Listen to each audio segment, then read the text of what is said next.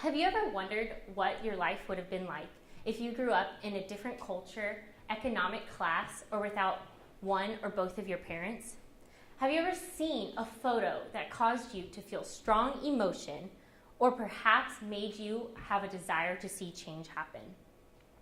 Right now, I would like you to imagine what your life would be like if you were a child who didn't know where your next meal would come from or where you would be sleeping that night. This is the sad reality of many orphans around the world. My name is Amber Elizabeth Nunn. I am a visual media student, and today I will be talking to you about adoption through the lens of photojournalism. Orphan statistics are something that is a little bit difficult to figure out because many organizations define orphans as something different. It is estimated that about 153 million orphans around the world are without one or both of their parents, and they range from about infancy to teenage years. It is also estimated that about 17,900,000 of these orphans don't have either of their parents and are at risk of not developing properly because they do not have their needs met. These children are at risk for disease, malnutrition, and some of them even death. As Christians, we are called to take care of orphans. In James 1:27, it states that religion that God our Father accepts as pure and faultless is this: to look after orphans and widows in their distress and to keep oneself from being polluted by the world. As Christians, we are not only called to take care of orphans, but we ourselves have been adopted into God's family. God sent his one and only Son, Jesus Christ, to die for us so that we could be made righteous and be brought into his family.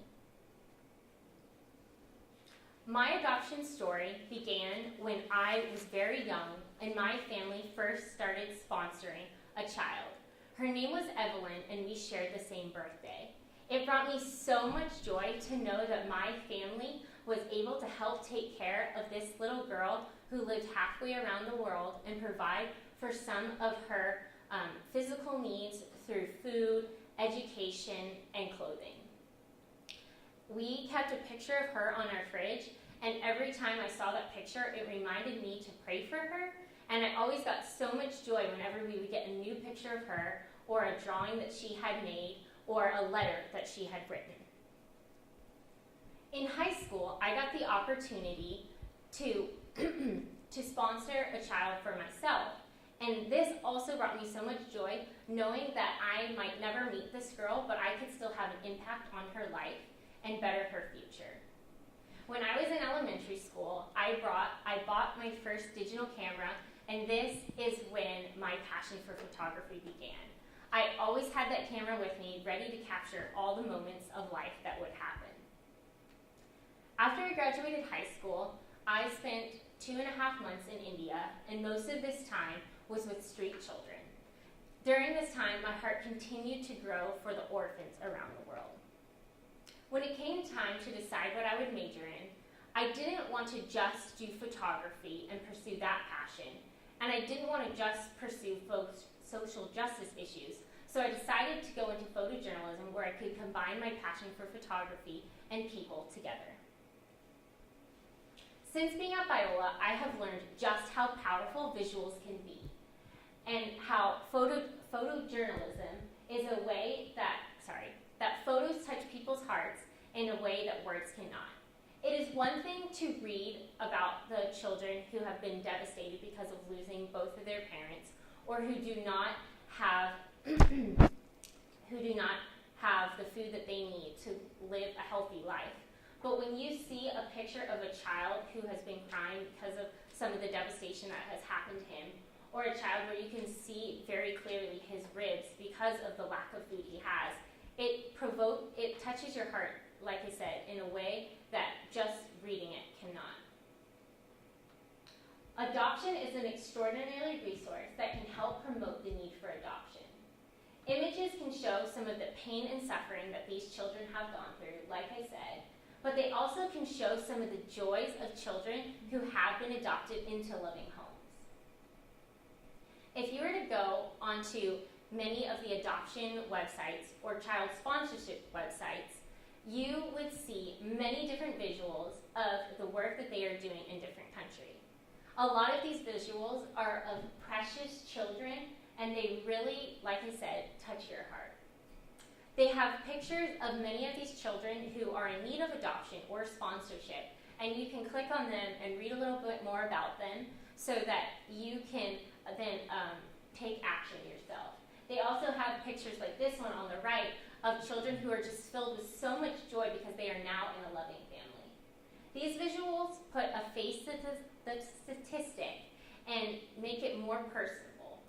These images also ignite a desire for change in many people. As a journalism student, I have learned that one of our biggest callings is to give a voice to the voiceless. Many children around the world are devalued in society and are not seen as worthy.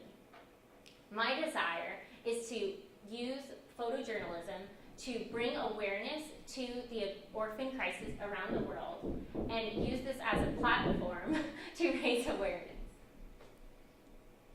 Since being at Biola, I met a friend named Jake, and he has truly an amazing story. When Jake was in high school, he got the opportunity to go on a missions trip to Ghana. While he was there, he met a boy who was 4.5 and weighed only 19 pounds. When Jake first saw him, he was absolutely devastated at the malnutrition of this child. That night, he prayed to the Lord that if he was supposed to do something, the Lord would bring him back the next day, since many of the times when they were in the villages, they were not seeing the same children from day to day. When he arrived at the village the next day, he did not see the child, and he was so upset. So he got down on his knees and he prayed to the Lord that he would bring him back. As he opened his eyes, the child was standing right there, staring him in the face, and he sat down on his lap. This is one of the most powerful moments in Jake's life. While Jake was on the plane heading back to America, he was going through the different pictures that had been taken during this time. And right as the plane was about to take off, he fell onto this picture. It's a little bit hard to see, but the child is sitting in his lap and has a tear in his eye. Jake said that seeing his face, the power in that picture, it changed me forever. I knew that I could not come home to the United States and ever be the same again. So I took this photo and I put it up all over my house.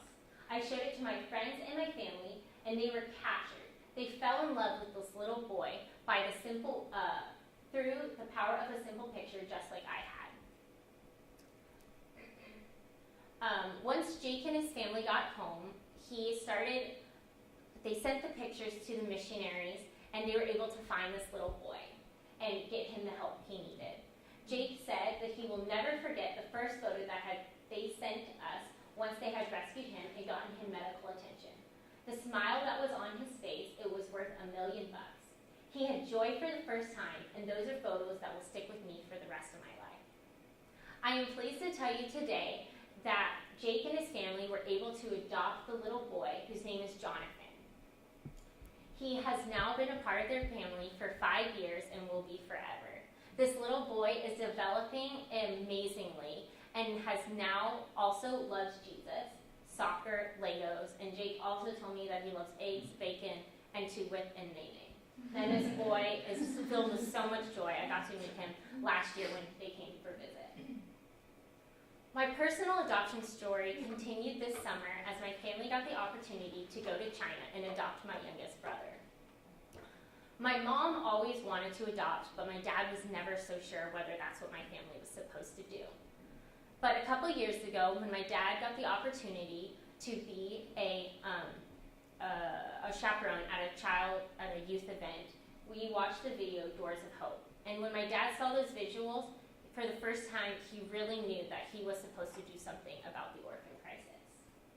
So shortly after that, my parents started looking into different adoption agencies and eventually found the one, Hope International. After filling out different paperwork, we were matched with our child. And when I saw the first picture of him, I just knew that he was the child for my family. Since bringing Adam into our life, he has been one of the biggest blessings I could have ever asked for.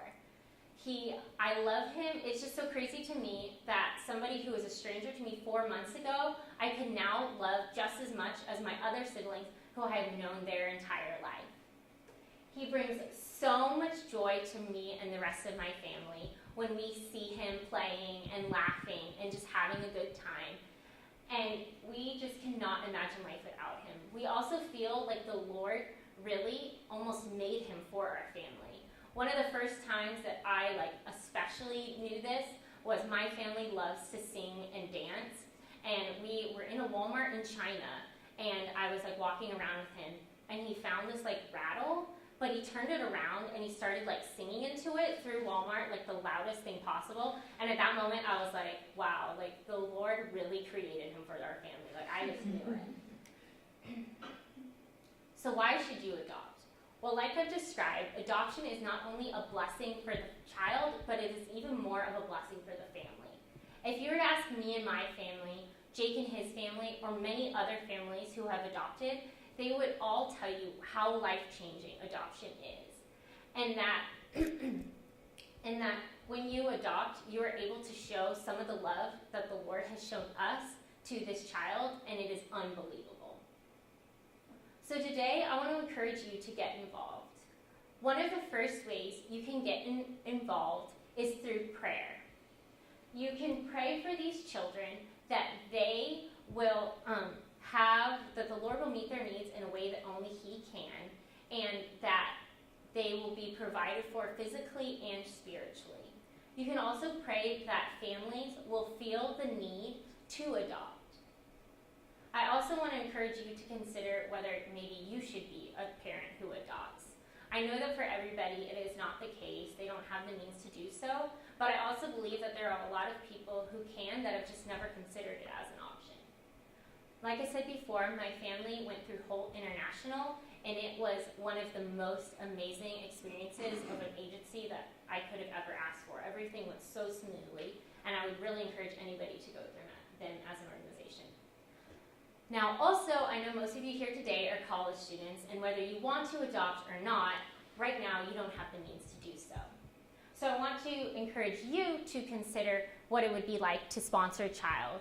It is at a very low cost per month, and you are able to change somebody's life.